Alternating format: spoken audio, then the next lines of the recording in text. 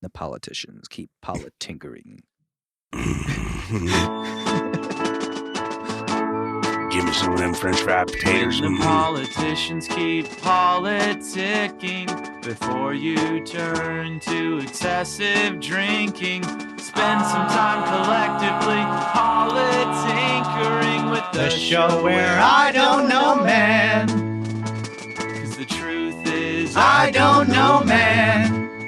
I don't know, man. Don't know, man. I don't know, man. I don't know, man. I don't know, man. Hello, my snowflakes out there. This is Sean. Politinkers. Oh, right. You go Politinkers. Tinks. Joey's Tinks. That's right, Joey. Okay, so hello, Sean Snowflakes, my little snowflakes. Hi, Joey's Tinks. And hi, Sean's Politinkers. Yep. There you go. Hi, viewers, listeners, I guess. No one can see us. I see you. My name is Sean O'Brien. I'm opening up this episode for us. So we got a question. I got a question for you guys. With me, as always, is Sean Fau-Burnitz and Joseph Bonier. Bonier! I was just going to say Bonier. I said Bonier, and then I yelled. I like both, honestly. The mispronunciation of the word mispronunciation. I'm French, so like for some reason I just want to say Bonier. Sounds it's cool. Not. It does, but it's Bonier. The truth is, it was Bonn, Bon, before they moved to America. Bon. So I could have been Joe Bon. Joe Bon. How cool would I have been? Joe Bon. I could just call you Joe Bon. Bon. Joe if you Bon. prefer. I know, exactly. Yeah. It's fair enough. Completely different person. So I asked Sean if I could open up this episode, and this will probably be a thing, I'd imagine. We do this again later. I'm going to bring you guys up to speed a little bit as far as the way we do the show. Just some housekeeping at the top of the hour. So we record the show every 2 weeks. Okay, so some of the stuff that you guys hear is going to be banked that we will have recorded months in advance or months later. It's hard to say. The one thing that we want to try to do as far as the show is to stay relevant. When Sean started the show, it was supposed to feel like a tavern. People fucking around in the bar, uneducated. What was it again? Uninformed. Uninformed something for educated. We've changed so much, but it's never uninformed been opinion from uneducated gentlemen. That could work, sure, something like that. But I mean, it's a bar feel. It's supposed to feel like a bar. So we meet. We meet every, 2 Saturdays, and we record a little bit, and we talk, and we do 2 episodes at a time. So sometimes it'll be out of order, sometimes it'll be in order. And I apologize if it gets a little confusing, but I think you can handle it. You guys are smart. But the main reason I'm bringing that up is because today we're doing one that's a little bit more time sensitive, and it might be recurring, it might not. I don't know. But here's the deal, my friends, Sean, Joey. Yeah. What is happening? What is happening? What is happening? Yeah, man. This is fucking insane. Okay, I'm sitting there watching the debates. I'm watching Trump. I'm watching Bernie. I'm watching Hillary. I'm watching the peoples. I'm watching the insanity occur. I'm watching in the this vein world. in your forehead, and it's popping. It is popping because I don't understand what's happening. As I'm watching, I'm like, I just need to talk about this shit. And it occurred to me, I co-host a podcast, so it seems fitting that I can ask some questions and we can answer them. Because I don't know what the CNN people are talking about. I don't know what the MSNBC people are talking about. I don't know what the Fox people are talking about. I don't know what the fucking peoples are talking about because shit's fucking crazy. So you don't know what they're talking about as in that you don't listen, or you just don't understand the words that are coming out of their mouths? It's kind of everything. What I don't understand is what is happening. I didn't mean to make did you do the Chris Tucker rush hour thing? Yeah. Who said I didn't do the voice? I was with you, but I don't understand. Look, I mean, guys, okay, it's looking increasingly like Trump is going to be the fucking nominee. Okay, so if that becomes the case, what is the Republican Party going to do? What are they going to do? If Hillary gets the nomination, does that change things? Is it different? Who is going to be president in that case, one way or the other? If it's Trump versus Hillary, it's Trump versus Bernie. If it's Bernie and Hillary or Hillary and Bernie, depending, which is a cool kind of like thug life thing I saw with Bernie the other day. If Trump is against them all, it's insane. Or is he going to run independent? Is the rest of the Republican Party going to turn into something else? Mr. Joseph Bonier is going to talk to the fucking history of that, perhaps. Is Trump actually dangerous? Is he really dangerous? Is he actually, does he believe all the things he says? Or is he just some weird character that's not real that I think we mentioned before? I don't know, man. But please tell me, what is happening? Sean, I can see in your eyes. Out. You can help him. Oh my God. I truly don't know, man. The world is crumbling around us, and I don't know. The media is Nero fiddling while Rome burns. I guess they seem to be encouraging this demise of our country, and it's all about the ratings and all about getting the eyes there. Did you check in yesterday? I texted Sean. Joey. I texted him yesterday. I tried to do our group text fucking still doesn't Obviously. work. But the Chicago rally, it was like literally Trump shut down the Chicago rally because of the protesters. It was half and half. It was about 10,000 people in the arena. Have you guys seen this stuff? I've read some of the headlines. I haven't actually delved into it. I was watching because I'm going to see the rally. And then because the Trump rallies are very bizarre. Yeah. And there's always fights. It's pretty obvious where it's fucking coming from. Obviously. But here's what's weird about it too is Trump's making it and that end of the media is making it seem like it's not. It's from the protesters. It's not pretty obvious. It's blatantly obvious. Like he has literally said, punch that guy in the face. I'll cover the legal fees. Right. I wish I could punch him. Yeah, those are almost direct quotes. Back in the day. Right? Back in the day, you used to take guys like that on the stretcher. Exactly. And that's not encouraging the violence that's fucking occurring right now. He said he would pay for the legal fees. Right. Like that is that. I don't see how. Like there's no way you can twist those words. But they have. That's what I'm saying. How is it? How can they be twisted? I'm amazed with how much stuff doesn't stick to him. Honestly, it doesn't really quite matter now. It's almost become I'm going to borrow a phrase here that Bill Simmons, a sports writer, used to use about Mike Tyson. He called it the Tyson zone. Right. And when you get to the Tyson zone, basically you start doing such crazy shit in the media that nothing can really stick, and you can't believe any of it, and you can get away with all of it. Which is it's pretty interesting, and I think that Trump has kind of made his own Trump zone. I think that now he doesn't take any criticism well. Obviously, he just fights right back, but it doesn't ever stick. It doesn't really matter. His supporters will still support him. He still will gain supporters because he's tapping into a very base-like emotion, which it doesn't really matter on another higher intellectual level. What is that base? Go ahead. Well, doesn't that say more about people in this country than it does about Trump himself? Like, sure. I mean, of course. I mean, it's certainly possible that he has basically just learned to play this political game and learn to, be that figurehead that's needed and able to, just tap into what the, base emotions, what the people are thinking. What is that base emotion though? Well, just rage in general, I think. Yeah. It's basic anger, but it could be directed at many different ways. And obviously the poor white class of America has directed it towards minorities. Well, I think that's why you get Trump. And other countries. But that's why you get Trump and Bernie. They're both completely outside of the normal spectrum of what is considered usual politics, and I think that's a bigger, indicator. Thank you, of what's going on in this country. That people are just so fed up with what is the status quo and what we've been doing. I think so, that just anything new is exciting and worth backing. Agreed. I think so too. I think it's interesting that no matter who you talk to, left or right, that they're both kind of pissed off. Like the anger level has really reached, and even you can tell by our conversation and Sean's intro, the anger level has reached my current state right now, actually. Well, yeah, and the stuff in Chicago, I mean, that was all just anger. Yeah, and I think it's natural. It's a natural anger that's coming out of this reaction. It's like a counter-reactionary. It's kind of crazy, but it's just back and forth and back and forth. You see the rage never stopping. Okay, let's take a step back. What is that anger, though? I'm not going to fucking calm down, but I do want to get at the heart of what we're being too vague. I can't. I'm dissatisfied. The Great Recession, 2008. Okay. So we're angry by the fact that we just don't have enough money. Well, Most people are angry by that. I think that's certainly the root of the common man's issues. Okay.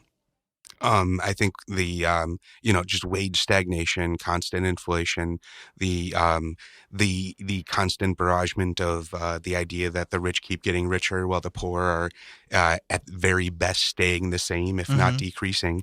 I think that the economy has a lot to do with it. And certainly then the decisions made around that stemming from that, our decision to spend more and more money in places where it's not necessary and, wasting our tax dollars, I think is basically the common anger of both sides just being looked at in a different mismanaged perspectives. country. Exactly. Yeah. In just about all ways. Is there an element of a perceived inability for the government itself to function? Like, in other words, the government isn't doing anything. Well, yeah, I think this is where my attempt at starting the hashtag burn it down. Okay. I think that's I think that's applicable to both sides, especially when we're talking about Trump and Bernie. I think both of the supporters of those two people are in that state where they're just ready to tear the system down and start over. I partially agree. I just think the system in America happens to be one of the best governments in the world. I'm not going to say it's the best, but it's probably top 10. What makes it the best government, or one of the top 10? It's the longest running democracy of all time. Okay. Let's just let that sit for a second. That it's longer than Greece?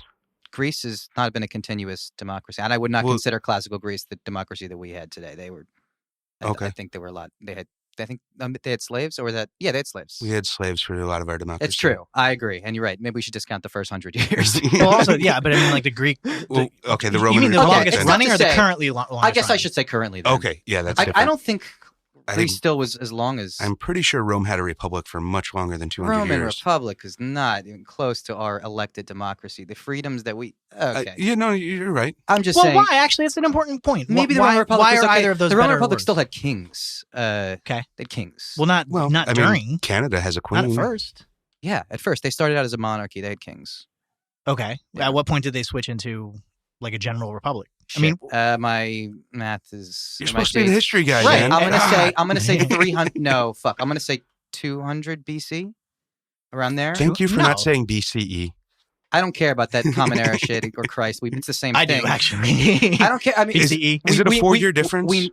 I don't. Think Yes, whatever. I think it is.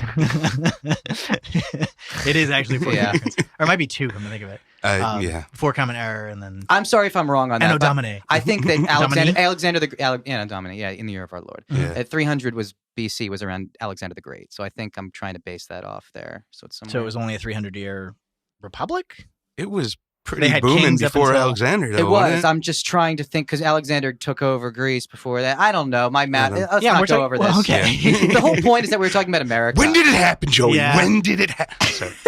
It's what is happening, Sean, Oh, not yeah. what did happen. Okay. What that's is fair. I'll give happening? What is happening, though? I mean, it's okay. We're all screwed. Regardless of whether or not the fact that like Greece or Yeah. fucking Okay, Rome yes. or any democracy was better or worse, we can let it sit for as long as we want. But the fact of the matter is, it appears saying- not to be functioning very well. My whole point is, yes, it's not functioning very well, but I don't think we should throw the baby out with the bathwater is my point. I think we should keep the system in place. We just need to fix it. And a few small reforms like overturning Citizens United, which seems obvious to everyone. Yeah. Are there any of the Overall campaign finance reform needs to be fixed. I think we all agree on that. do any of the current candidates not want to do that?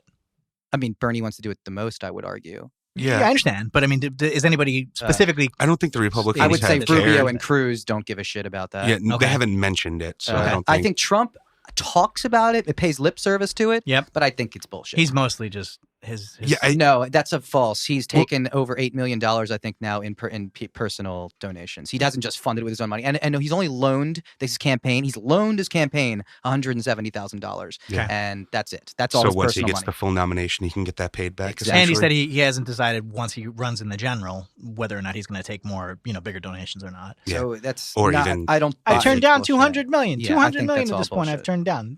It's like I feel foolish at the time to do it. That's that's And he's what the I do. one guy who you would expect to take underhanded cash deals somewhere. Yeah, maybe. I mean, I don't know. I don't want to claim one way or the other, but I guess I can imagine it. I also I'm not sure I trust. Go ahead. I was just gonna say I heard someone talking about how you just can't do business in Las Vegas without having ties with the mob. A little bit crooked. Yeah. Right. So like, anytime you're going to build a giant building in Las Vegas, there is going to be mob money changing hands in some point. Right. So there are definitely Still to this day, it still exists. That's my understanding. Cool. They wear nicer suits, but I didn't know that either.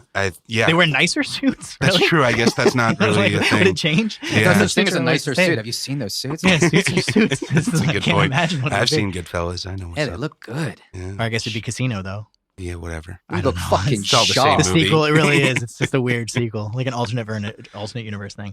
Okay, and I was gonna go into like Chicago Mafia for some reason, but that doesn't answer the question of what's happening because there's No. nothing wrong with that. But it's part of So- what you're talking about because Chicago is known for their corrupt politics. And Okay, so that's part Yeah. of you it. know what I mean? So it's part. I mean, you come from Chicago, Sean. I'm sure Oh, you yeah. know. We talk about Blagojevich, and you can name me some more governors. And Vote early and vote often. Is it the problem with the voters, or is it the problem with the the system?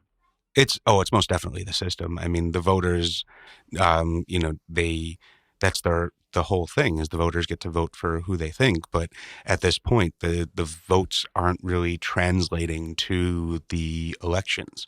So especially with the whole superdelegate thing on the Democratic side, you have the vote count, the actual earned delegate vote count is pretty close. It's like within 100 or so of each other.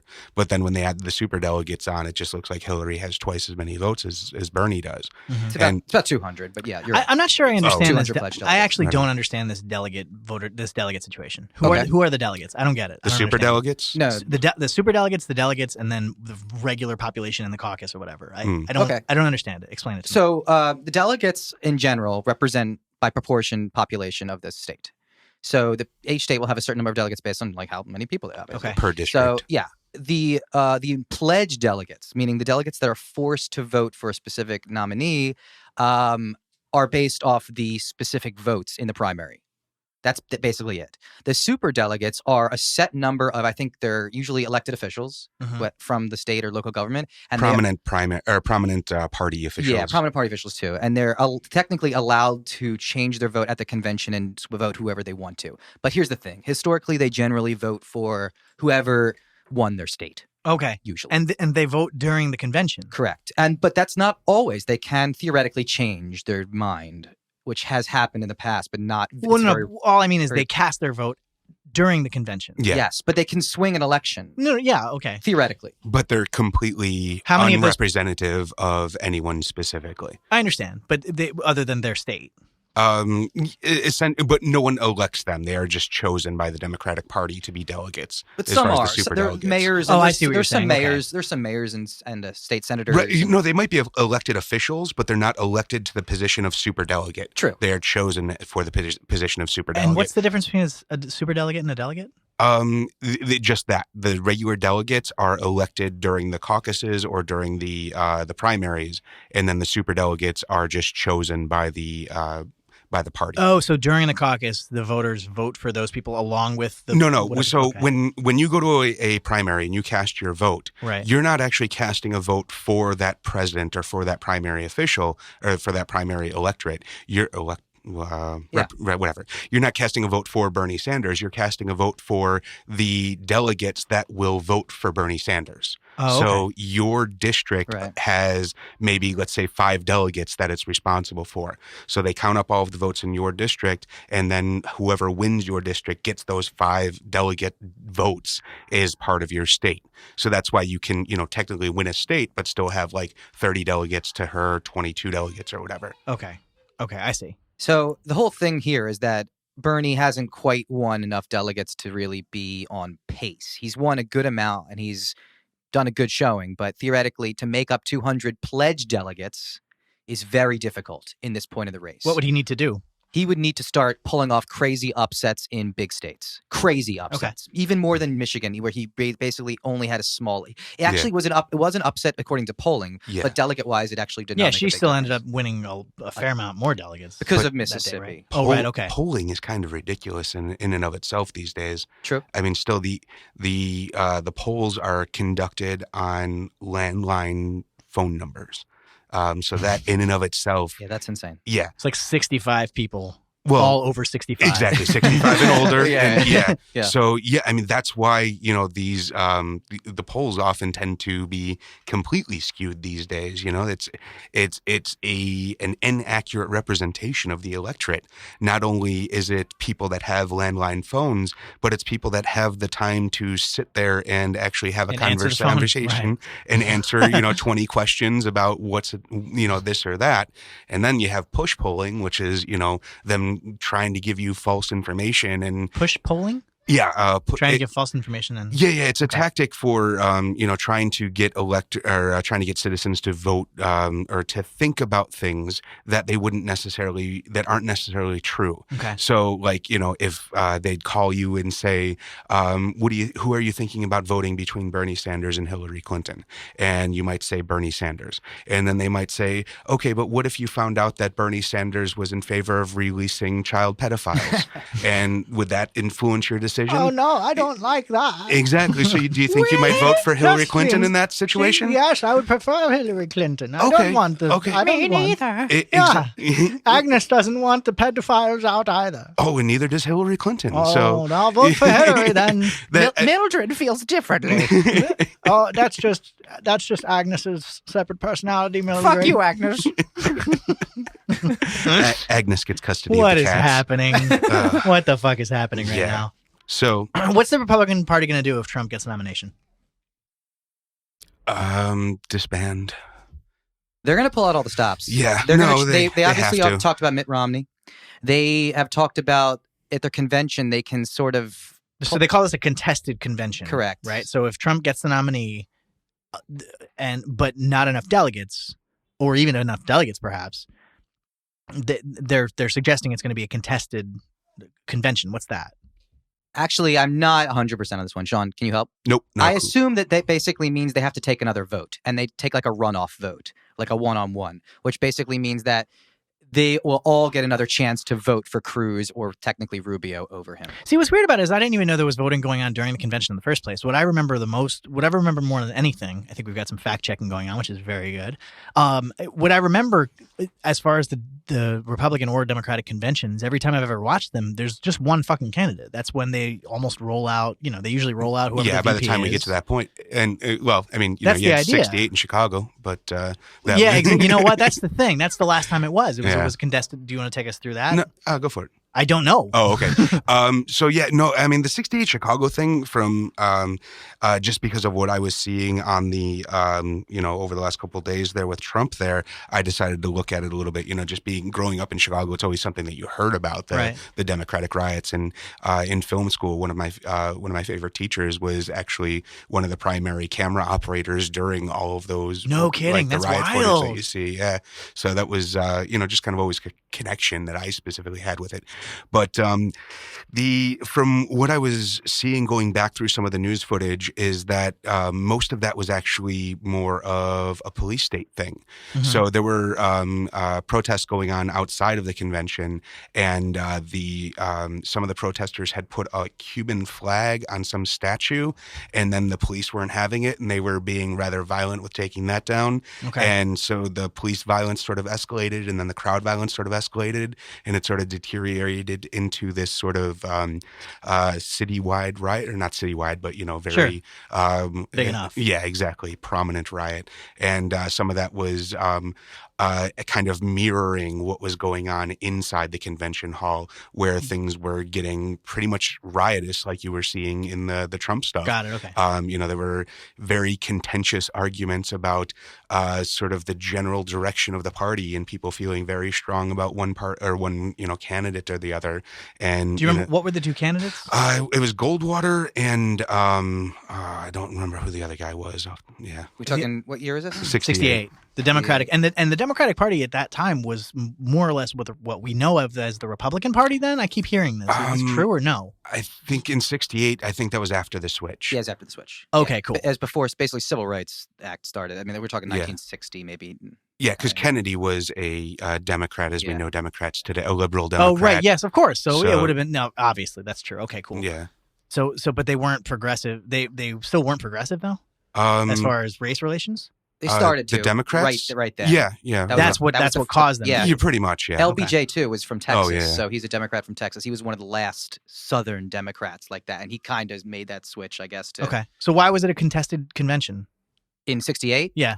Oh, I don't think it was contested. I was just making just the riot Yeah, wise. yeah. The Okay, comparison. Especially the thing that really struck me about going back through the news articles of the time is the this sort of parallel to history we're at right now with like Black Lives Matter and the idea of, police violence and police being against the citizenry. Right. And that, it's just a theme that seems to be rearing its head at the same time as Trump and his sort of weird racist, xenophobic sort of thing or just, blatantly violent, not even racist. They don't, he was punching white people. Like, it's so strange though. I mean, I don't even know that he knows that he's racist. Or I don't. Is he just saying it? Does he actually racist? I mean, can you even live in fucking New York without being? I don't actually think he racist? is Right. racist. It's It's just insane to say. I feel like he's a pro wrestler. I feel like he, when you get that started, when people start clapping, you start saying that more. And when they start clapping louder, you start saying that louder and more. And I think he just kind of found something that resonated with a specific crowd. And that's the crowd that will. But even some of the language he uses, which is just so like underpinning in general, it's it's tough like, to argue oh, these against. are bad It's tough to say people. that, though. These are bad, these are bad guys, the protesters. Because that's how protesters people are want to bad. think about things. People, why do you think we have a two-party system? Because people don't want that nuance. They don't want, they just want to think about the evildoers and the decider's going to fix it. It's, that's kind of that whole mentality. Yeah, the number one decider in whether, or the number one factor in whether you will, that was really funny. I used decider. That was really good. The number one factor in deciding whether you will vote for Trump is whether you like an authoritarian regime, whether you like a strong man. Yeah. And that's different than anything we've seen in a long time. Between him and Bernie, do you want a daddy or do you want a mommy? Is it really that different though? I mean, like even Bush and McCain was sort of. But there was other bigger factors. I think there was like economics and social religious factors and stuff like that. I think that were more. Okay, yeah, they did play as far as the then. neocons. Like Bush was like George W. Bush. I mean, it was the first one to really actually take the Republicans actually back to the right religious right, and that's what caused this huge, crazy coalition, which is kind of what we're seeing today. Which is the outcome of that is now we're seeing the crazy religious right, can actually go against some of these Trumpish type of Republicans. We're talking. Like, they're going against it. Well, I think so. I think Cruz is more Cruz is the like evangelical candidate, and I think Trump is more of these different kind of Republican. I think, even though they're taking a lot of the, but he sort of is like he in a weird way, like we're all the kind of the he's appealing to their base. I'm not going to say he's not. Right. That's kind of what I'm saying. About that You base. know what I mean? Yeah. But he's not appealing base. to the specific evangelicals. That was good. Go ahead. Yep. Oh, damn. Please clap. Please clap. Folks. I got to make that one louder. Go ahead. I think the evangelicals have, interestingly enough, become a very important voting group. I don't even know if that's true, though. Not It is become. what is They the base? are, They man. certainly are. It's a fact. Well, okay. So, Since like the Reagan era. I read in a recent article about this. There's 6 different distinct voting groups in America, and they all pretty much divide similar, actually, numbers. Around like 15% each, or something like that. And in fact, if you give me a second, I will look it up. But basically, evangelicals were like 17%. African Americans are like 13 or 12%. The cosmopolitan Democrats are like 20%, so it breaks down similarly to that. There's 6 of them. Okay. But basically that's how they figure out which groups to kind of go for. And that's okay. So I guess I misspoke. I didn't mean to say that it was not a large percentage of people to kind of garner. What I meant was Trump clearly isn't the evangelical candidate. right. So Yeah, I agree. But he's the right-wing candidate. That's what I mean. So it's not just the case that he clearly is not religious. What was it, 2 Corinthians? But that's what I mean. That's what's kind of causing this schism in the Republican Party now. We have this part. We have, obviously we have Cruz getting, 20% of the vote, and we have Trump getting maybe like 30%. You know what I mean? Yeah. So, but the Democrats are going to allow abortion, so that's just outright horrible. Oh yeah, exactly. That's and they believe in climate change or something like that. But of course, but again, that's the argument that like Trump and wait a minute. Oh yeah. We'll do a whole conspiracy theory episode. Evidently, Sean just gave. Go ahead. Sean just raised one eyebrow towards me when I said climate change. Just let that be known. Hey man, I've ranted publicly on this before. Not in front of us, not on Politinkering yet. We can hold your feet to the fire. This right on, man. We'll do a whole conspiracy theory episode, which would be great. it's that base that I still want to understand, though. Do you see what I mean? I still don't know what that is that he's appealing to. You said it's anger, which is fine, and we've been unable to distinguish between the kind of liberal anger and the Republican anger at the moment. You guys, or I guess Joey, you mentioned the fact that they actually have a figurehead to it, which is minorities and immigrants. I think I think the liberal and conservative anger actually is very different, even though it's interesting that they're both occurring, simultaneously. Okay, so who are the bad guys in the liberal side? Wall Street is one. Go ahead, Sean. No, I was just... Wall Street is a big one, and the top 1% of people, rich people in general. Okay. Corporations, obviously, is the big... I guess Wall Street and corporations are similar, but those are the big enemies. I think so, too. I think, and the conservative hate is the government, right? I mean, and Sean can speak more to this. I would say the big government is their big conservative anger right now. And obviously... foreign countries, whatever that is, even though if it's manufactured or not, Trump is getting them to be pissed at Mexico and China. You know what I mean? He also keeps promising to bring the jobs back, which seems to be... His claim was also that people are angry because of trade agreements. I'm like, really? You think the average American is pissed off at a trade agreement? Well, I think in a larger sense, it's the idea of a bad deal that he keeps mentioning. I understand. It's not so much the trade agreement; it's the fact that the deals are being mismanaged. I think that's what he's saying. I'm just laughing at the fact that I don't think a single one of them could name a trade agreement or how it could affect Certainly this no, world. of course not. But what they hear is a government that doesn't know how to do business. But I still think at its base, both sides are actually angry about the same thing then. They're both angry about money. They're just blaming different places. True. The Democrats they're are angry at the government for not solving this problem. Yeah, I mean, the Democrats are angry about money and they're blaming Wall Street. The Republicans are angry about money and they're blaming the government. Yeah. I think that's one of the reasons why Bernie is sticking so much today is because his one issue is, well, not his one issue, his biggest issue is... The top 1% of the 1%. The 1% of the 1%! Yeah, exactly. Two good, decent impressions. I'm gonna say O'Brien wins this one. Wait, was that a racist impression? No. I mean, also Jews don't really mind. Because he's Jewish? No, Jews don't really mind if you make fun of their voice, so it's okay. I'm also not making fun of it. We're just doing his voice. Yeah, he's more of he's a New York guy. Like I would say most Brooklyn guys sound like that anyway. A little bit. 1%. Italian sausage. That's my best Chicago. Sorry. It's become a bad just had to accent represent. Yeah. But this is an important distinction. I wanted to speak to this because doesn't work. What? I'll take the applause. Yeah, we'll just applaud it anyway. It makes me feel better. I think this brings us to is Trump Hitler? I think because wait, do we? Okay, you know what? Fuck it. Go ahead. Well, we hadn't. I still wanted to go back to the convention how he's appealing to that. Okay. I wanted to get that answered first. I think you researched that. Yes, I did. So here's the deal, is actually there's kind of these two levels of it. The first level is that there's what's called, hold on, I want to read it exactly right. Sure. Unbound delegates. That's what supposedly happened Those are when... the sexy delegates. These are not that... And no one really knows how many there are. They say the number of unbound delegates is not yet clear, but could be a few hundred people. That's what happened in 1976 when Gerald Ford rallied uncommitted delegates to his side before the first round of voting, and he beat out Reagan without too much fanfare. But if no one wins the 1,237 delegates after the first vote in Cleveland, then all delegates become free agents. So therefore, the contenders would engage in fierce lobbying battle for delegates, wooing them with ideological sweet talk, political promises, and anything else they have to offer. There would be a second round of voting, and possibly more, until one candidate snagged a majority. Two men enter, one man leaves. So, and I'm actually quoting a USA Today article, I should say. That actually sounds like the Pope election. Yeah, like a runoff. The smoke comes out of the thing. White smoke. So that answers the question of what the Republicans will do, or at the very least, what will happen if Trump gets the nomination. But who knows? These unbound delegates thing is very strange to me. I don't understand that. It seems very shady. Like there's 200 of them or 300 of them we just have no idea about. We have not yet clear. Yeah, that's the Illuminati. Back to the Pope. Okay, cool. So that's what will happen if Trump gets the nomination. And if it does, it theoretically disbands the Republican Party, or at the very least, it splits it in half. And it becomes a contested thing as far as what it's going to be. And then it's also very people forgetting a lot that 88 of the 100 senators right now are up for election in November. Right, exactly. We were forgetting completely about the Congress of this country. Oh, yeah. Everyone's like, oh, president. President is obviously super important, but the Congress is extremely important. And the fact that I think most people's anger is actually directed towards Congress. It's their inaction. I think the congressional representatives' approval rating must be, I would guess, in the teens or lower. maybe even in the single digits. I think it was in the single digits a while ago. I don't know what it is now. Okay, so who's your congressman?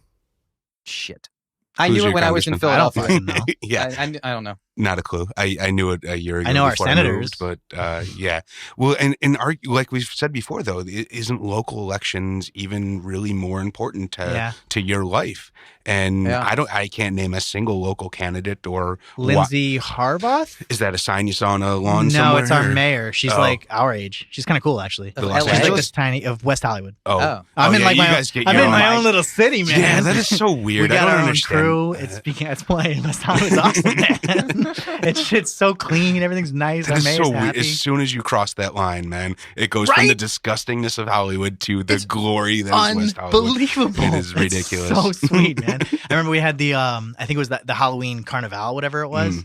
And then they had Tim Curry. They had like a huge. It was like Rocky Horror Picture Show. He's not the mayor of West Hollywood. No, he was that night. So all our Congress, like all the representatives, so like the mayor, and then all the I think there were like 5-6 people on stage, and they're all like our age, and like half of them are just these really kind of cool trendy gay guys, and like a cool get up, and then Lindsay was like just this tiny cool chick. And Tim Curry's like in a wheelchair, and she delegates. Tim Curry's in a wheelchair. Yeah. Oh, man. I don't know if it's MS or I don't remember. He had a stroke. He had a stroke recently. That's what it was.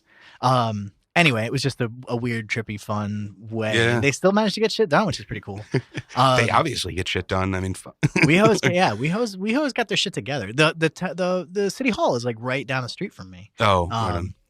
So it's cool. Whatever. Anyway, so yes, local government is arguably more important. Some people claim it's. I mean, that's the whole thing with big government. Some people say it should just be your local government. Yeah.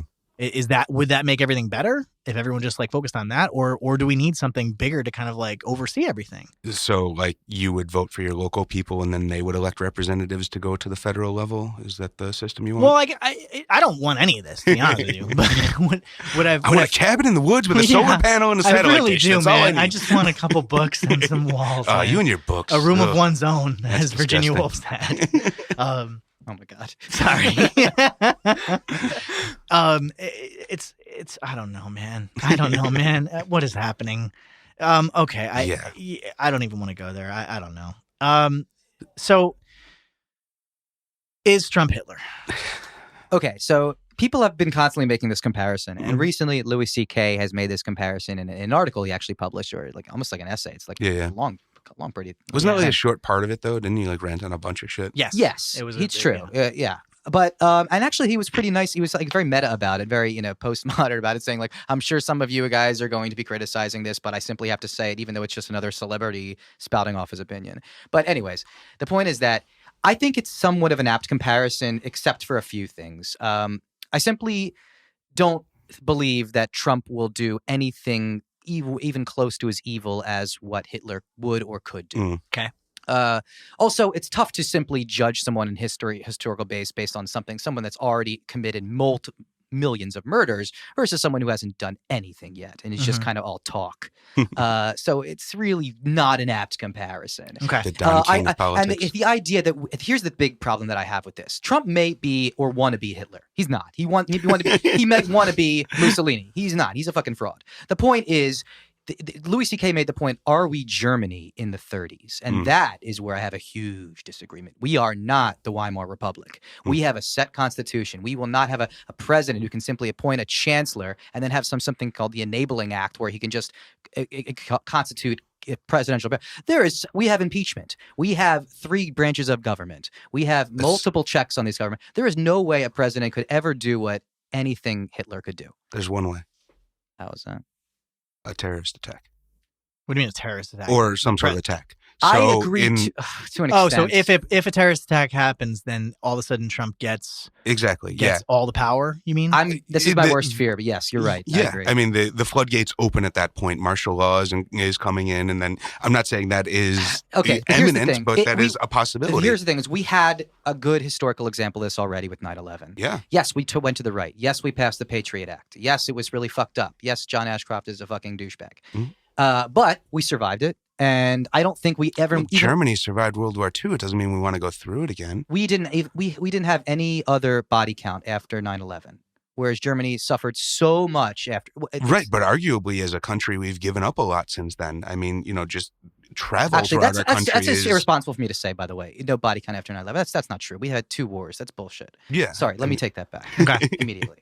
Makes sense. Yeah, no, and I mean, even just beyond the wars, there were other terrorist attacks. Of course, that were... I agree. That's irresponsible. We just seriously, Libya. We could start going off, and that's just not true. Right on. Just want to take that back. It has been rescinded. That is successfully backpedaled.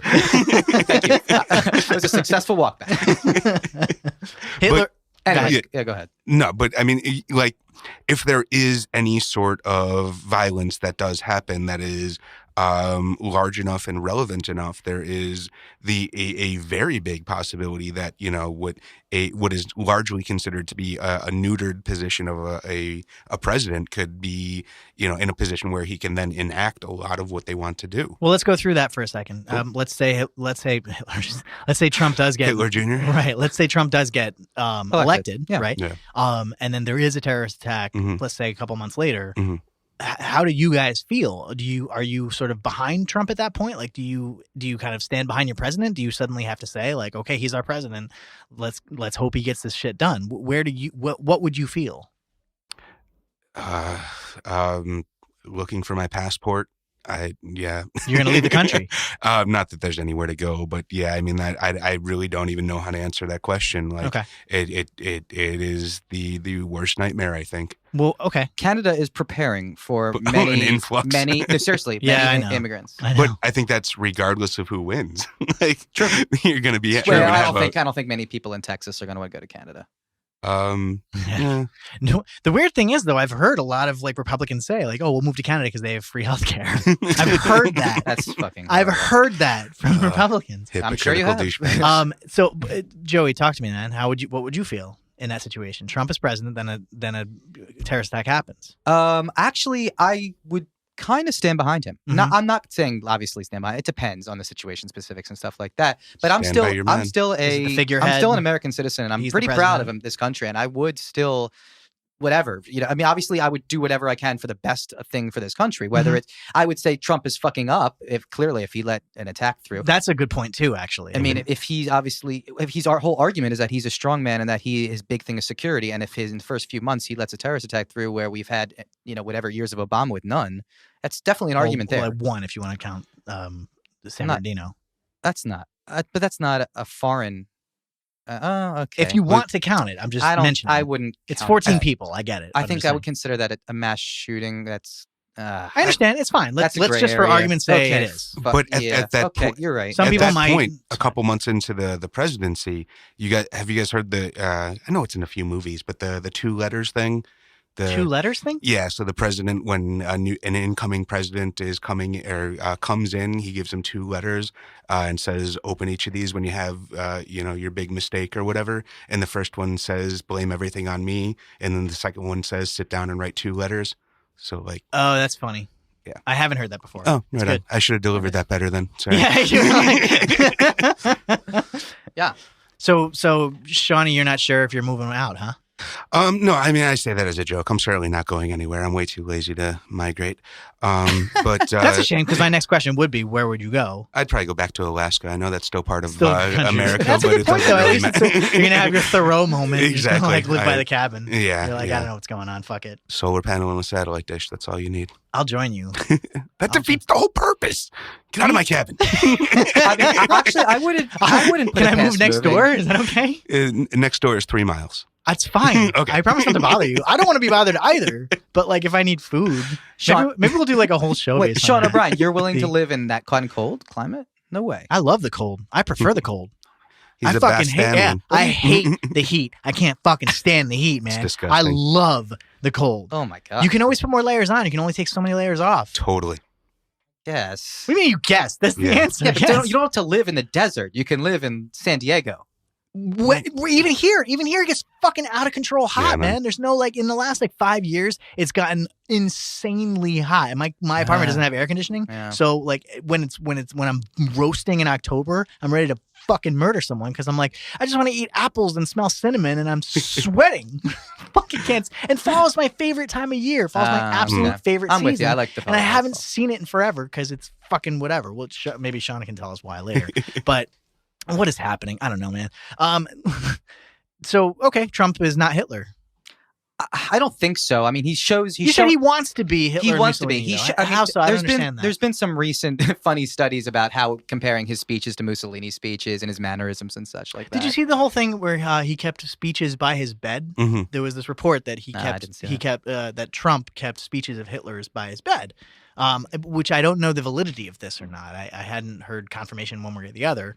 I'm inclined not to believe it. I've heard it from a couple of news sources, but yeah, nothing. Were they reputable sources? No, I can't say that anything is. Yeah, I guess that's a good point. Yeah, what is a reputable source in the first Trump place? is funnier than Hitler. Way funnier. He can command. I hate Trump. I'm just saying that, but he can actually command a stage and pull off a funny joke, even if it's Hitler racist could or whatever. Command a stage, man. Hitler could command a stage, but he can't. He was not making jokes. He was a dramatist. He was like a classically trained. He could not actor. make you laugh. He was definitely the sad face. Trump has this very interesting aspect of being entertainingly a clown. Yeah, and that goes back to what you were saying about the ratings and CNN and why they love putting him on, and no matter what. Well, and that's why the people like him, because when he tells people to punch someone in the face, the rest of the crowd, sees that as a joke, and that's part of that bonding experience. But then when someone gets punched, though, at what point is it no longer funny?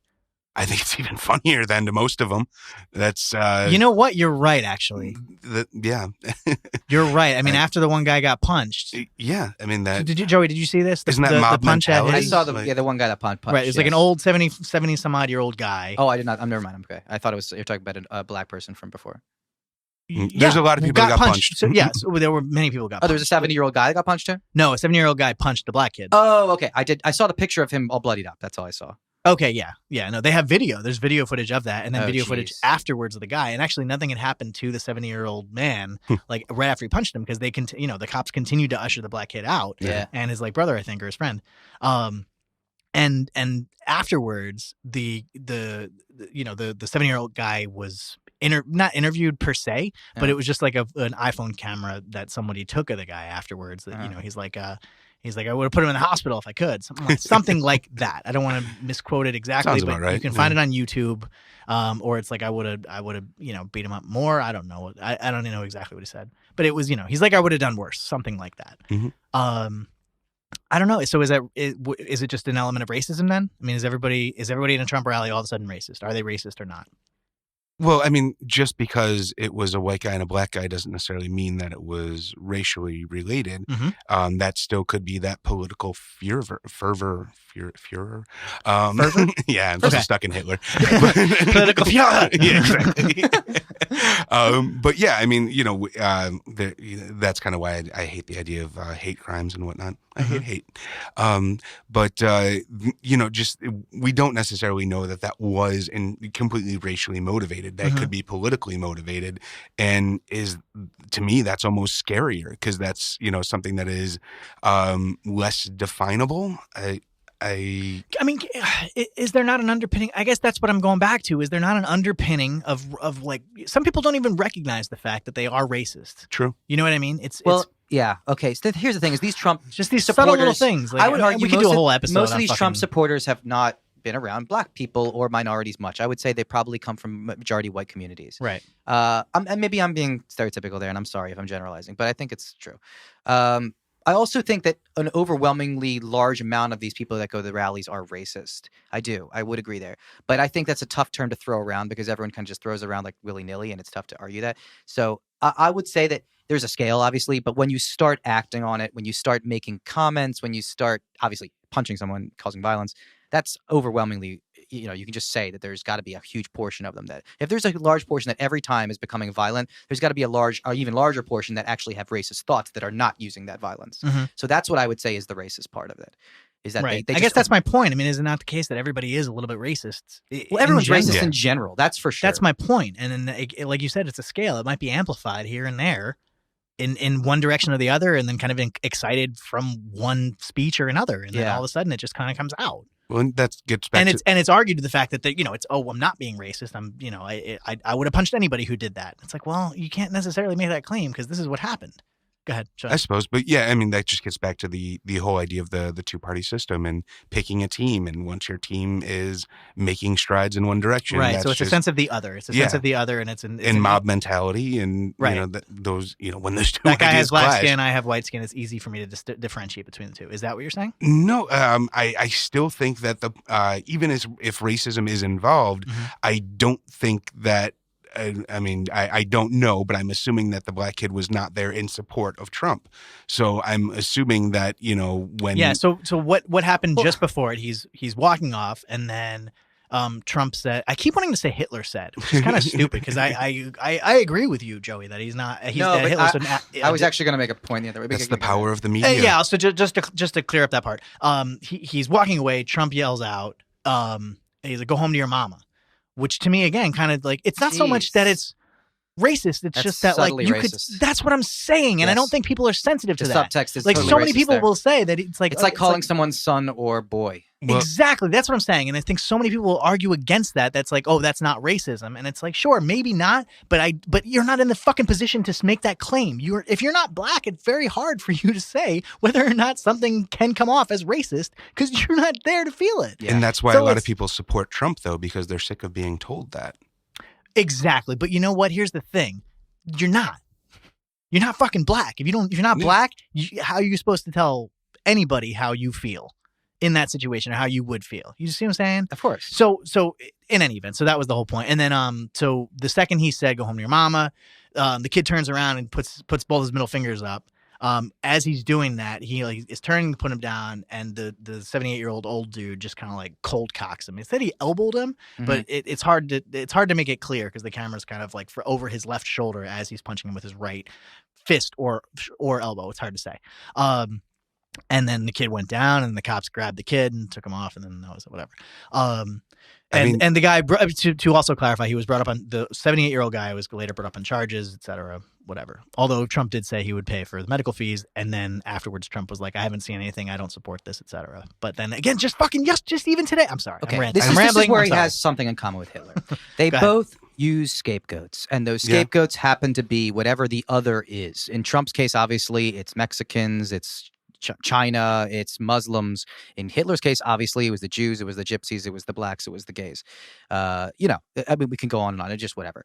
But the whole point is that they're just simply using scapegoats to blame when you don't want to blame yourself. Obviously, everyone, and this goes back to economy, everyone is down on their luck right now, especially a lot of these Southern Republican supporters, Republican white people, and they don't want to hear it's your fault. It's you should be getting a job. You shouldn't internalize. They don't want to internalize. It's much easier to simply say it's a bad trade deal. It's Mexicans coming and taking our jobs. Right. Yeah, it's whatever. It's China is ruining us with these interest rates or some bullshit. And Trump's promise as far as the jobs is what exactly? I don't know. It's okay. So I think that's the point. I don't think anyone really knows. I've heard what he said, and it's arguably. Go ahead.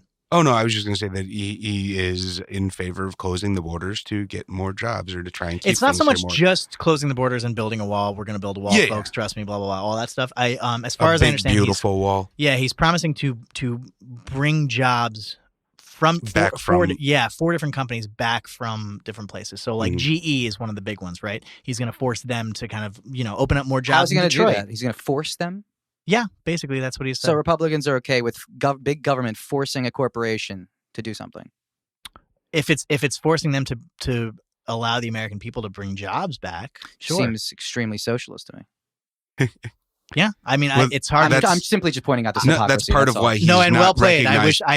I was trying to continue to play devil's advocate, but I can't. I don't know because you're right. That's a good point. I think that's part of why the Republican machine does not want him. Because agreed. I mean, he's not a traditional Republican, so he can't necessarily, paint him fit in their box. Exactly. Right. Yeah. It's just he's so different. He is an independent. He is an outside. He's a third party. I mean, just like Bernie Sanders, though. Bernie's always been an independent. Bernie is an independent. Yeah, and he's running under the Democratic banner. Exactly, and that's the same thing Trump did. That is the only way to get elected in this country is to join one of those banners. So I mean, it certainly makes sense, and because the entire country is in turmoil, it makes sense that we would gravitate towards candidates that are outside. I think it's interesting that he is an outsider like that. I think Trump's come against the Iraq War. I mean, like he's the only Republican candidate in probably the entire field to say that. That's insane. That I agree with Donald Trump about something out of every Republican. I think you might agree with him on several things. I do, which is weird. And I think that's what the Republicans have trouble with too. And the word he said was flexible before, and like they keep going back to this flexible. He's flexible, and he says like I want to make deals. I'm willing to make a deal with the other side, and they are freaked out by that. And in your mind, that's a good thing. In my mind, that's not a bad. Why was that about? Is it a bad thing to negotiate with the other side of the aisle and make shit and get shit done? No, well, it's not a bad I agree thing. with you. Yeah, whether it's Democrat or Republican, I would say it's a good thing. Yeah, if you are flexible, like flexibility, I think is a good thing, isn't it? In a candidate, But not for the Republican Party. No, it's played off as a bad thing. Well, sure, It's flip-flopping. Yeah, sure. And you know what? But even do Democrats have as big a problem with flip flopping as well? Because I don't know. Doesn't seem so. Okay. Well, the whole thing with they have a criticism of Hillary for doing it right now. That's for Bernie They're supporters trying will do to, that. but it is nowhere near as strongly landing as it does in the Republican Party. So if you flip flop That's in the true. Republican Party, it's much more of a sin than if you. I believe so. flip-flop in It the seems Democratic like Party. it. Yeah, for I me. think. So in other words, Yeah. flexibility is more embraced on the Democratic side. Isn't that just kind of the idea of progressivism in general? Yeah. I mean, I think so too. I'm being able to change your To be mind. honest with you, I'm just clarifying. Yeah. I tend to agree, but I'm not 100% sure. It seems to be the case. Is it a question of a sign of weakness? Like, so on the Republican side, it's perceived as weakness to flip flop, and you don't have good conviction in your beliefs. Where on the Democratic side, it means that you just perhaps didn't have all the information. So it's a sign of learning, whatever. Which I don't know. I don't want to generalize, but is that maybe a bad thing on the Republican side? And the Republican side is more about belief, and the Democratic side is more about. Well, it just happens to be when people change their minds, they tend to change their minds towards the progressive notion, which is always against whatever conservative party, whatever Republican Party they have. So Okay, perhaps that's true. any change of mind is always going to be, we give gay people right to get married. We do stem cell research. There's all these progressive things, and obviously they are going against them just being by the nature of being conservative. Yeah, and isn't the etymology of Etymology. Which one? Etymology. The other one's bugs. Entomology is bugs. Yeah. Either way, the root of conservatism isn't that basically staunchness and unchangingness, Exactly. and Conservation. adhering to old things. I mean, the conservation traditionalism. I guess would be the idea behind that. So I mean, the case. there's just that. I think that is just the broad brush that Liberal literally means liberal. Exactly. Kind of a little bit more,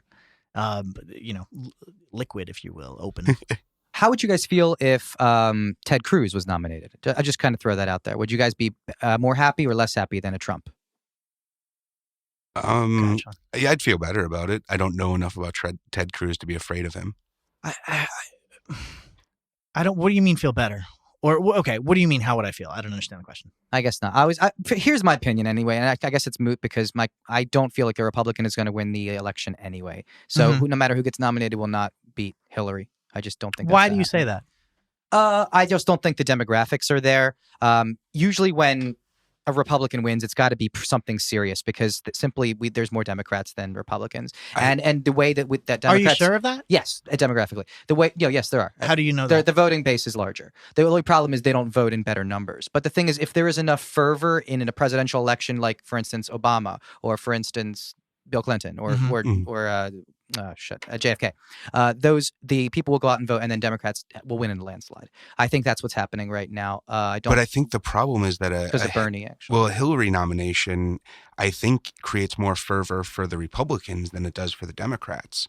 Her base is already with her, and I think there's more Republicans that will be pissed off and afraid of her than would be afraid of Trump. This has been said by someone else, but the counter argument can be made for Trump. So if it's Hillary versus Trump, more Democrats will be pissed at a Trump than Republicans will be pissed at a Hillary. So therefore, Democrats win. I haven't said that. That's another person's opinion. Well, I mean, if we're going the Barack Obama and JFK route of inspiration, though, I mean, I think Trump is way more inspirational to the Republicans than Hillary is inspirational to the Democrats. Right. I disagree, but that's because you also hate Hillary. She's extremely inspirational to every woman in the world. So I would, yes, you talk to any woman who's, the idea just simply of a woman president is probably pretty cool to them. And I understand that and I sympathize with that, but she is the wrong woman. I agree. I think it should be Elizabeth Warren, and it probably should be in. What makes her the wrong woman, besides the fact, like the rants you've already done before, and then she doesn't flip flop, et cetera, et cetera, et cetera. But I mean, like Trump versus Hillary, you're gonna. I mean, I think you had said the last time you would vote independent. You would just. Well, I mean, like I said, at that point, my vote doesn't matter anyways because California is going to go for Hillary, and so. Oh, right. So it's like Total College more. Yeah. So you're more standing in that sense. Okay. So It's not necessarily one way or the other. Because you're right. And no matter who we vote for, California's going to go fucking. Either Hillary or Bernie. As much as I hate to play that strategery crap, it's fine. I understand. Joey, I want to go back to something though. How do you know that there are more Democrats than Republicans? Because there's more people without money than with money. Yeah, there's just also demographics. I'm not trying to be a racist thing here, but there's just a lot more Hispanics in this country than there ever has been, and they tend to vote Democrat. That's all, and they're the largest growowing. Well, sure, but what about demographic? Well, yeah, right. I heard a stat on that recently, though, that within the first 30 years or so, they gravitate towards liberal, but after they're established, but those people also tend to die, so and they get old.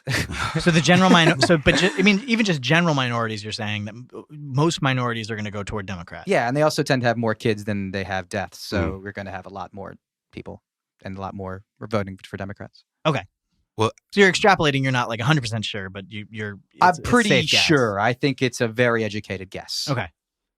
I don't disbelieve you. I mean, I kind of instinctively feel the same way, but I don't. I don't know. Logically, it seems correct, right? It does, but that doesn't mean you have the evidence behind it. That's the difference. You think there's more? You live in LA. That's a no. I mean, I lived in Pennsylvania, which is another blue state, but I don't think that's necessarily why. I think it's. It might be why I think why. Yeah, I mean, because that's what I'm surrounded by. But even when I go home, and Middle America, it's weird. Should we look up just registered Democrats versus registered Republicans? Sure. If you'd like, sure. Yeah, I mean, I'm not sure if that's an accurate representation. Yeah, but exactly. I'm not sure if that's accurate either. But I mean, at least it gives us an it's idea. A number to talk about. But I think that is the important point. Registered, whatever. But sure, we have fact checking, and we're in a bar, so it's good.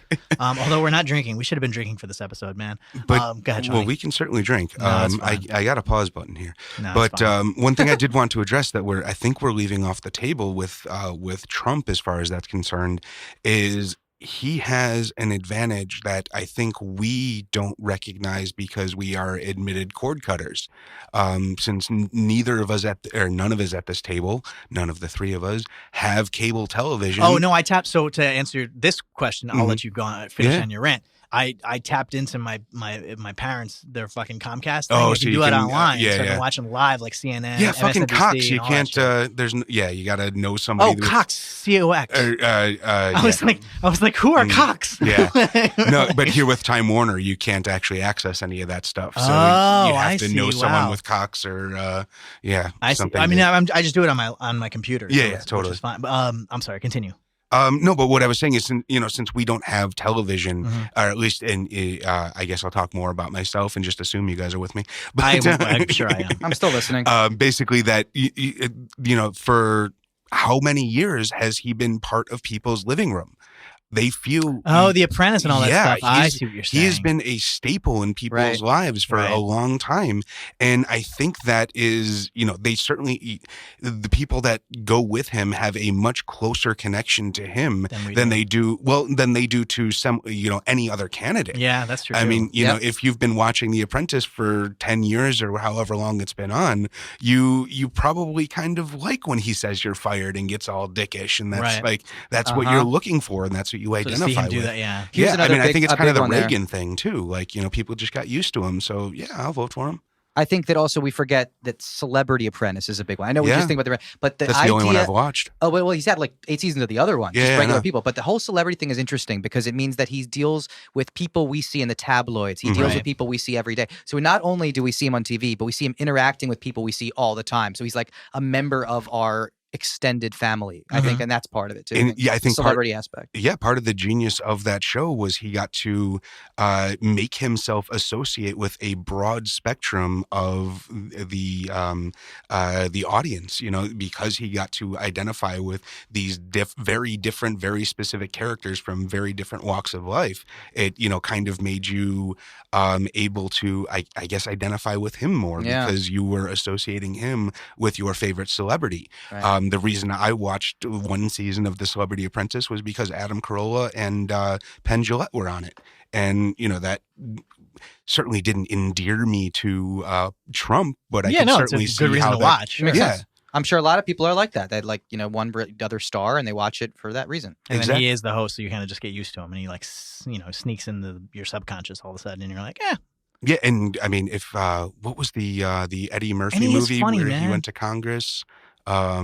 Not Coming to America. No. There was an Eddie Murphy movie where he got elected to Congress based on name recognition. So the congressman had just died like a couple weeks before the election, and his name was close enough, so he just kind of ran with the other guy's name. Oh, I don't know if I ever saw that. Yeah. Distinguished Gentleman. Distinguished Gentleman. Damn it. Oh, okay. I'm Just better Google it. than the internet.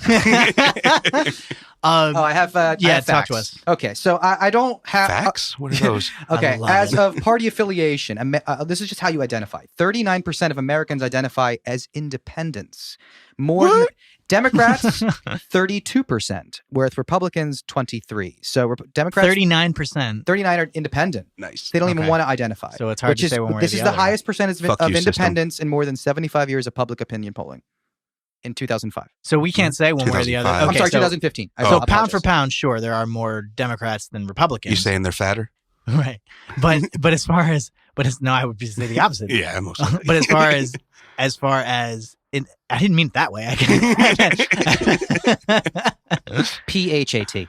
Right. Jesus. I didn't mean it that way either. Numbers wise, you said what? 39 are independent. And 39% are 33? independent. 32% are Democrat. 32 are Democrat. 29 are Republican. 23 Republican. 23 32% Democrat. Damn, 23. Like 10%. Right. So Yeah. pound for pound, you're right that there are more Democrats than Republicans. It's who However, wins the there's independence. there's that independent element. And of that's it, the big where one. it's hard to say They swing whether or the not entire they are. vote. So it's we don't really know, man. Which is so weird why it'll be interesting to see once we do get down past the primaries to see how things shift, because the primaries are always geared towards the base because that's who votes in the primary.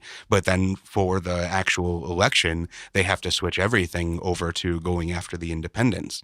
So that's Right. when you see that big shift in, going from, super liberal agenda to way more centric.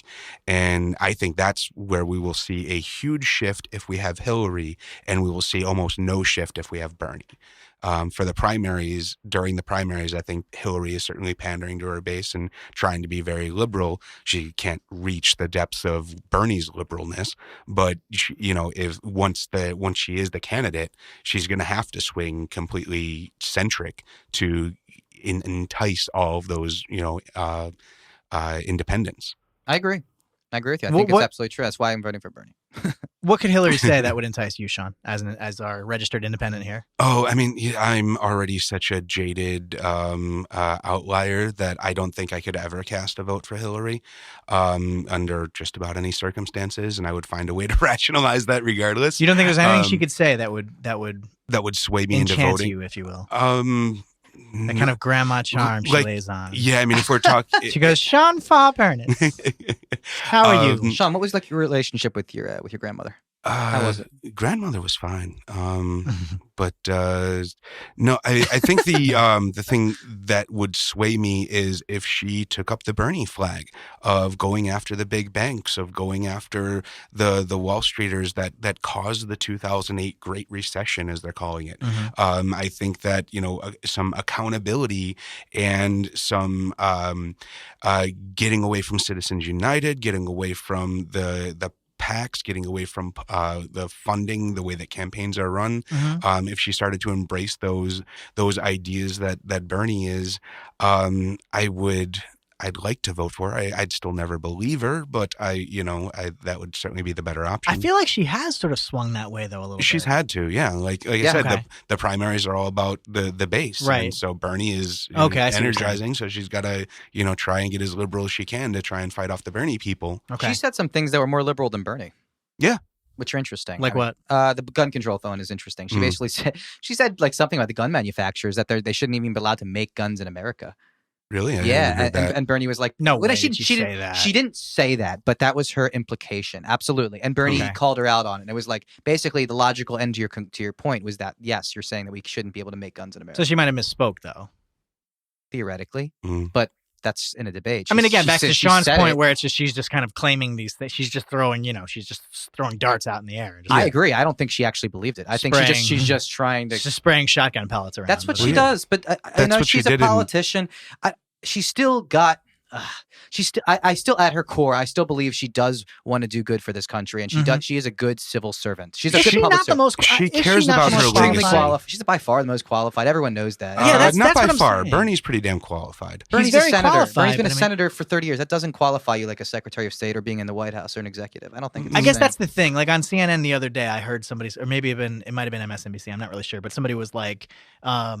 Isn't this a new job for everybody? Isn't everybody going to be learning on the job? Because the question is, of course, Trump's going to be he has no idea what he's doing. You know what I mean? So he's going to be learning on the job. That's the claim. That's not what I'm saying necessarily speaking. I think every president has kind of said that though. That's what it's supposed first few to weeks be. are like crazy. Like they're not. They have to just get acclimated to it. Right. So like it's new for everybody. Yeah. Right. It's new for everybody, and it's going to be that way. And but that got me thinking. It's like, well, you're right. I guess. I mean, neither Cruz nor Rubio nor Trump obviously have any real idea of what's going on. Bernie's 100 million years old, so he might have a better understanding just by nature of the time. But nobody's been. Fucking Hillary Clinton was the first lady, right? First lady of the United States. She was there intimately, knowing exactly what was going on across the board. Maybe, arguably, at the very least, in a better position than anybody else up there. And like you said, Secretary of State, closest to the president, senator. Don't forget, senator from and fucking senator from New York for how many years? I think 8. No, probably 2 terms. So 12? No, it can't be 12. No, maybe 1 term. So 6 or 8 or something like that. Okay. Yeah, 1 term. I think it was 6 would be 1 term. I'm pretty sure. But maybe she stopped in the middle because she became secretary. Yeah, because it was 08 because she was running for president. Yeah. It was 08. Yeah, she had one before. Okay. And that's why she got Secretary of State, because she quit the Senate and then she had nowhere to go, and Barack felt sorry for her. Perhaps, yeah. But I mean, I guess that's what I'm saying. Well, actually, I think that was part of the deal for her. But that makes sense. Yeah. But that's what I'm saying. Is she not the most qualified person to fucking, be the president of the United States? Of the people that are left, probably. Okay. I think so, actually. Especially foreign policy, which I am very. It's probably number 1 or 2 in me. Obviously, I think the economy is important. I'm huge on foreign policy. Why?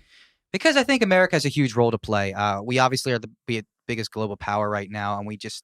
I'm not saying I'm not a conservative or a neocon in that sense, or imperialistic. No, if anything, it's the opposite. Most people. I mean, but I just believe that our foreign policy needs such reform and such fixing, and I think it really could solve a lot of our actual. Personal at home stuff like our economy. For instance, just simply sending all the troops in Germany. How much money will we save there? There's probably like 100,000 troops in Germany right now. So if that foreign policy itself would or just ending some of these wars. Okay, so when you say foreign policy, you mean more militaristically? I include that. I include being commander in chief and using our military abroad. I think is part of foreign policy. Putting troops in Germany. I'm not suggesting it's not part of it, but all the things you mentioned were kind of military. Is there anything outside of the military that's foreign policy-wise that you're passionate about? Well, I guess, I mean, all of our influence, whether it's, with trade agreements and sanctions or embassies, I'm sure I'm interested in that. I'm just saying that it happens to be that war is America's, sadly enough, our number 1 way to influence other countries. Our cottage industry. Why is that number 1 for you, though? Why is it number 1? Because it's the biggest target. Yeah, and also people's lives are at stake. I think it's just that simple. It's just obviously I don't see the people's lives at stake when it comes to Wall Street and the economy. Obviously, it's horrible. I'm not going to downplay that. No, I understand. But I'm just saying I actually see people dying and horrible things happening to people in the Middle East and that kind of thing. And I think it simply needs to be solved. That's all. And I would say that jumps to the number 1 on my list if there's body counts and that kind of thing. Okay. You said things need to be solved. What are those things exactly? Well, I'm sorry. I don't mean to pin you down. I'm actually curious. Like specific, like the Middle East, or like how should... Wherever you want to go with it. I mean, I'm not saying I have an answer. That's kind of bullshit. I don't want to be Coney like 2012. No, and I'm not suggesting you have the answer. We're asking you for the answer. I'm just wondering what are the problems. The problem. I don't want to go here because then we're going to go into religion. I think go for it. It's okay. A big problem is theocracy. Okay. And we need to be strong against theocracy. And I would say that Hillary is actually the best candidate, even though I'm going to vote for Bernie. I'm not going to lie. Sure. I just simply think Hillary is the strongest candidate against theocracy, which happens to be, in my mind, the most existential threat to our world, except for actually climate change, which is interesting. Climate change, the environment is actually probably. Move this man! Sean has control. Let that be known. Sean has control of that. Sean has the conch. Yeah. Okay. As far as I understand, though, Hillary is arguably the more religious of between Bernie and her. It's true. Okay, so why is it that she would be a good fight against theocracy? Simply because she seems to talk about it in better ways that I've noticed in the debates. Bernie doesn't really. Bernie doesn't really touch it. I think he's just been avoiding it. He just avoids it. Do you think he knows what he's talking about with that stuff, or do you think he's just more concerned? I hope so. I just think he's not his strength. Well, I mean, he would also be the first Jewish president, which no one really talks about. But like that is, he downplays it. Yeah, I mean, to an extent. Well, I mean, that was just like with JFK. They always said that there could never be a Catholic president. Right. And he, that was kind of a barrier that was broken. Well, that was because they thought he'd be beholden to the Pope, though. Yeah, exactly. But there's no one, Bernie wouldn't be beholden to Hollywood. Well, okay. Here's the theoretical argument: is that he'd be beholden to AIPAC and other Israel-American interests. But the thing is, I think first of all, he's not going to do that's just. Oh no, I'm sure. Bullshit. Yeah, and he's also just. I like how he talks about it. He says he's just simply not a religious person, and he doesn't bullshit you. Every other candidate in the entire entire country will always say they're religious, and even if they're not, they're going to lie. Mm-hmm. Barack Obama is a closet atheist. I'm convinced. Mm-hmm. He just lied to get elected. So I don't even know. Well, it's just such a blemish if you to be an atheist. It's unelectable. For the most part, yeah. That's part of Bernie's problem. Well, that's why he does still identify as Jewish, I think, and he tries to at least have a foot in both ponds there. Yeah. To at least get some of that the religious vote. Yeah. Because he doesn't talk about it, there's no way to say one way or the other how he would feel about it, is what you're saying. But because Hillary does, at least she sounds. Well, not only does she just talk about it, but she sounds like she knows what she's talking about. She does know what she's talking about. Okay. She simply, the way she talks about just simply Sunnis and Shiites, she understands the difference between that kind of. That's a simple, basic one. Sure. But you know what I'm saying? Stuff like that. She said the word Yazidi before. She said Sufi Islam. The fact that she knows these terms is actually very nice to me. That means that she's done some research. She understands a little bit about the area in which is extremely conflicted right now. There's a Sufi Islam? I thought that was a Jewish thing. No. I think Rubio. I've heard Rubio Okay. talk vaguely interestingly about foreign policy, more or less. Just perhaps that he might know what he's talking about. And Cruz, maybe, I'm not really sure. I don't think I have with Cruz. Well, they know what they're talking about. Ted Cruz knows what he's talking about to an extent, but he just got wrong answers. He just wants to bomb. Which Okay. is stupid. I see what you're saying. Okay. No, I hope not. And Trump, I don't know. I mean, Trump is sort of in that whole same Bernie thing where I haven't really. He just wants to build a wall and bring everybody home. But what's strange to me is that I'm actually fall somewhat in the center in this, and that I do feel like maybe we should put some sort of troops on the ground there. I know that sounds ridiculous, but I actually hate the idea of drones and I hate the idea of bombing. I think that it's actually taken a step back in our warfare. I think now the fact that we have amazingly talented special forces, we're not using them appropriately. We should be turning our entire army into a huge special forces. We should, like that kind of thing. We should get rid of a lot of these drones and get rid of a lot of these extremely targeted extractions. I just think it's stupid. Why? The fact that we can come to face with our collateral damage. Yeah, exactly. I think it decreases. It's just the judgment of a person. The judgment of a person is so much easier when you're face to face with them. When you're up in a drone, you can't quite see everything. Yeah, but the risk to our own soldiers. What would you say to that? I understand, but I think it's important. I think it's that important that we have to put them in harm's way. And I don't think that they're so crazy. They understand that they signed up for this. I don't think they're that. Is there a way to go ahead, Sean? Well, no, I just think the risk increases when you bomb a house that also has children in it that happens to catch on fire the houses around it, and there's still a drone strike is not a sniper. It's it's still dropping a bomb on people that are living in neighborhoods. I think we're fostering more by just sort of taking that blanket target and just sending the robots in. If we were to have, like you're saying, like a face-to-face sort of ultra, special forces military, I think that would be a lot more precise. But from our nationalistic perspective, a dead soldier weighed against a dead civilian of a quote enemy combatant, how do we weigh those two? Is it not better to save the life of the soldier if we, it depends on replacing for the dead innocent person? It depends on the length of your outlook.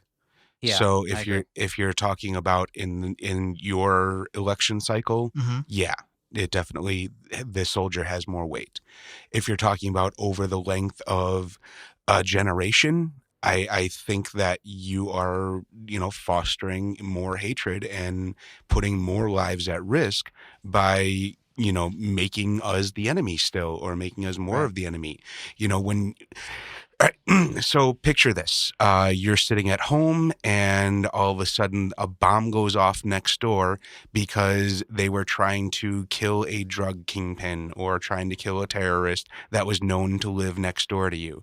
That bomb also killed 3 families in the vicinity. It burned down 5 houses around it. How would you feel about the government at that point? How would you feel about the people that did that indiscriminate sort of attack that took out, yes, that target that was admittedly a bad person, but also took out people that you knew and people that you may have had relations with? I was going to play devil's advocate for a little bit, but I might expand it in a slightly different direction because obviously we know the answer to your question. Certainly. And I think it's a wonderful analogy. I think it's fair, and you're right. And I think from their perspective, correct, it would be it's terrible. You know what I mean? So you're like, well, whatever fucking government did that, I hate that government. That's it. Fuck that. But then there's the argument, which actually is still to your point, by the way. We have the same situation where we have a soldier come in, angrily kind of throw, the neighbors down on the ground and pointing the gun at me. Oh, you fucking blah, blah, blah, kingpin, motherfucker, whatever, blah, blah, blah. And I'm freaking out, they kind of, they hold me hostage as well. Or not hostage, but from my perspective, it's hostage because I didn't fucking do anything. So they're holding me down. And so are they as much of a face that I can put on it? I guess, so let me collect my thoughts. My point is that from the I don't even know what to call our enemies, quote unquote, combatants. Yeah. Our adversaries. I mean, okay, so from our adversaries' perspective, which is just a general conglomerate, conglomeration of what? The other. Of terrorists and whatever, okay? Yeah. So like ISIL and whatever. Terrorists in general. Al-Qaeda, terrorists, okay. The evildoers, as G-Dubs used to say. From their perspective, they have a face to put on the guy who was the asshole hanging the gun, whatever, blah, blah, blah. And that's America. That's America, right? And then we have the drone situation where America becomes this bizarre sort of ethereal creature that you hate. You're not able to pin anything down to it. You can't collect your thoughts because you don't even see the drones. You just feel the bombs. Right, and even that you just kind of. But even if you do see the drones, no, they see them. They see them. Does it not become more? Does it not become a more intellectual process, and then you'd be more apt, or not more apt, but more drawn toward a group that can help protect you against that sort of big horrifying other than you could against, I just hate that one guy who hated the next one, even though that guy was an American. He was an asshole. It's a little bit easier to put that on there rather than a sort of Leviathan-esque feel. Did I make myself clear? Yeah, certainly. Yeah. I think the issue I would take with that extrapolation of the analogy is that it would behoove us as a society to change how we interact with our adversaries. Okay. So there are other approaches. We don't necessarily have to be, the same problem we have with the militarism of our police officers in this country. That same mentality festers and infiltrates all aspects. So yes, if you go in there guns blazing, zip ties everywhere, throwing people on the ground and putting guns in their face, yeah, you're going to certainly foster those same sort of fears and emotions and possible targets of those individuals. But if if you do it tactfully and incorporate the civility into it and incorporate the people that are around them and make them understand, it has to become part of public outreach, not just indiscriminate dropping in targeted attacks.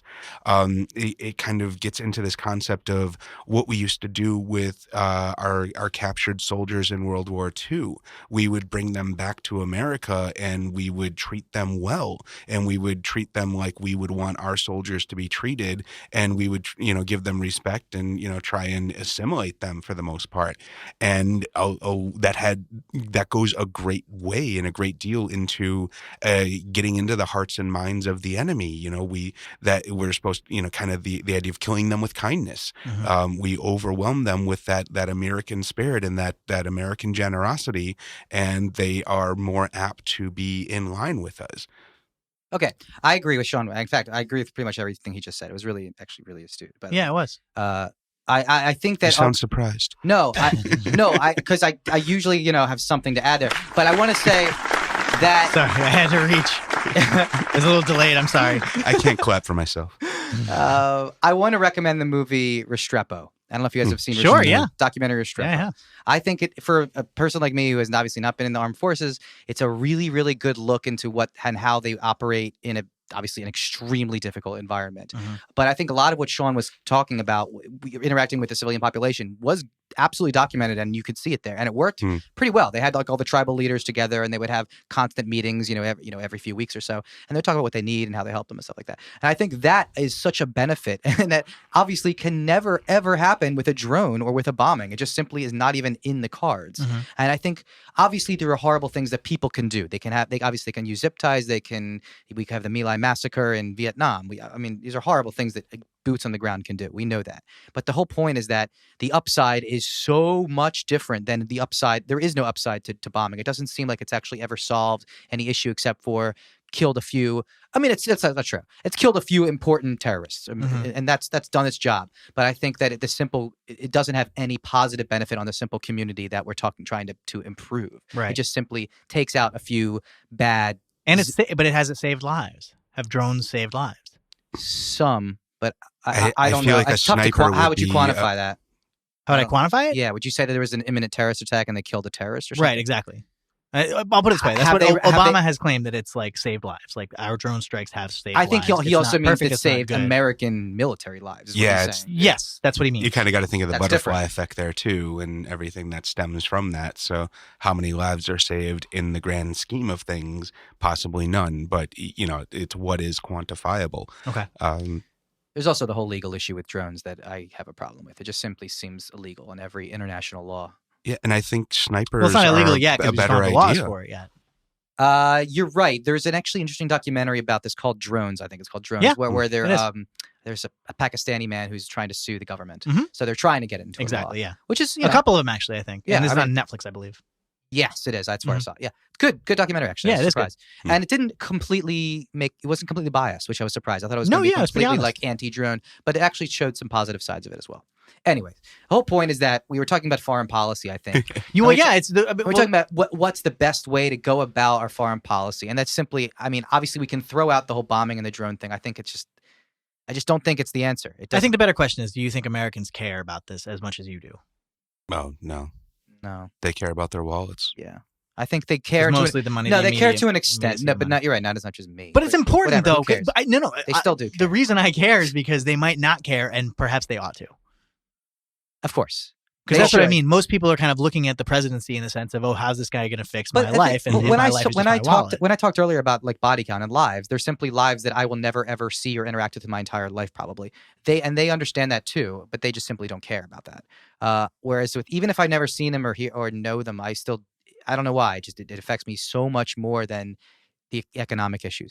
But the thing is, it's tough to separate. I really do think that they are obviously all tied together, especially with our global economy. We talk about just getting off foreign oil, these kind of things, ending our, I mean, the whole Saudi Arabia, thing is pretty nuts. So that they owned like, $1 trillion worth of our government and that kind of thing. But so my point is, I guess, that it's all related. The foreign policy and the economic issues are kind of intertwined. So you shouldn't separate the two. I don't think I can. You should look at, when you look at a candidate. I try not to. I try to look at the bigger picture about their whole worldview. So why do you still go for Bernie then? Because I think overall, he will create a better world for this country, and then therefore probably the world. Oh, because because they are intertwined in that sense. Yeah. He might. Okay, so he'll. Okay. A better economy in America is not only just going to be simply giving us more money. It's going to lead to. It's like the same. It's like in this global economy. I forget the expression. What like the boats. The tide rises and all the boats rise. Yeah. You know what I'm talking about. A rising tide lifts all boats. Thank you. Jeez, oh, okay. I could not get that. But that's the whole point with the American economy, I think. And we're so I got the maritime references. Yeah. Oh, yeah, that's right. That's the whole point. I guess so if the American economy starts doing well, then yes, the UK and Europe will do well. And therefore, hopefully, we can start getting everyone else on board. Okay. Well, then let me go through some of those candidates in a sense then. Just as far as what we think might happen. Tell me tell me the situations that go down, right? So we've got, let's say, Ted Cruz versus Bernie. What do you think comes out? Who do you think wins? Bernie. Yeah, Bernie. Polls have shown overwhelmingly. Yeah. Okay. Ted Cruz versus Hillary. Hillary will win. Yeah. How about Rubio between either of those? Rubio versus Bernie? No, Rubio's not going to have a chance. I don't think Rubio is going to be the Republican nominee at all, so it's tough. But yeah, I don't think. I really think Trump is the only Republican that has a chance. We can, and we'll get there. So I'm just clarifying. So, and then Kasich? We don't think Kasich can either? Kasich actually has the best bet in the general, I think, in the general election. Kasich would have the best bet in the general election, but the odds of him winning the Republican nil. No, yeah, he's not going to. Well, I still don't think Kasich versus Bernie or Hillary. That I agree too. I don't think any Republican will win. No, that's okay. Clear. That's clear in my mind. So let's just go to Trump then. So Trump versus Bernie. You still think Bernie's going to take Trump? I do think Bernie takes Trump. Yes, Bernie takes Trump. No doubt. Yeah. Okay, I would agree. Polls have shown that too. Hillary, then we Trump, have Trump versus Hillary. Which is absolutely going to happen. I think that's months of recount a la Gore. We're going to have one state where we're going to be fighting over dangling chads and whatnot again. Yeah. I don't think so. I think we'll be closer than we think, but not even close, electoral college-wise. The popular vote might be like 52% or 53%, but she will win Ohio, Pennsylvania, New York, California, maybe Florida? And not Florida, but I'm pretty sure Florida. Hillary wins all. Hillary wins all of these. There's no count. There's no choice. She cannot lose in New York. She will not lose in Ohio to Trump. No way. So Hillary versus Trump. Yeah, but those are. I guess Ohio is a swing state, but I know New York's she will not. I know Pennsylvania state. will never go for. Pennsylvania has not gone for a Republican. They're not going for Trump. No, but I mean, we got to basically talk about the swing states, though. I mean, Pennsylvania was a swing state. It kind of. Yeah. Ohio is the big one, and Florida. Pennsylvania rarely goes Democrat, right? No, it always goes Democrat. Yeah, it does. What was the year? But it's close. It's always really close. I guess during GW, right? What, Bush? Oh, Pennsylvania went to... No, it was still blue. Yeah, it was? Pretty sure. Kerry. Okay. Yeah, it went John Kerry. Okay. Yeah. And Gore, obviously. Okay. Yeah. Pennsylvania's usually... for some reason, I thought it was red every now and then occasionally. I feel like one of the elections it's always in red. Play. It just never actually went red. Sure. What were you saying? I just feel like both of those candidates are just so polarizing to both ends of the spectrum. There are so many people that are for Trump and then so many people that inspired to be against Trump, but the same thing with Hillary. I think she is, very energetic to her base, but then she's also energetic to the people that really hate her. And I think both of them have that same problem of having ingrained supporters and ingrained haters. I think that's where Bernie prevails, is that Bernie does not have the ingrained haters, really. There are people that say he can't win, but everyone kind of likes him. Well, the ingrained haters are already not going to vote for a Democrat anyway. Exactly, yeah. Whereas the ingrained haters are possibly going to vote against Hillary. Okay. I mean, Hill Dog's got it, guys. She's the president. I guess I feel a little bit better. I don't know. I don't know, man. I don't know, man. What is happening, though? Really? I mean, really, with all this, what is happening? I don't know, man. I don't know, man. I don't know either. I don't know, man. When the politicians keep politicking before you turn to excessive drinking, spend some time collectively politinkering with the show where I don't know, man. 'Cause the truth is, I don't know, man. He's been quiet. I don't know, man. I don't know,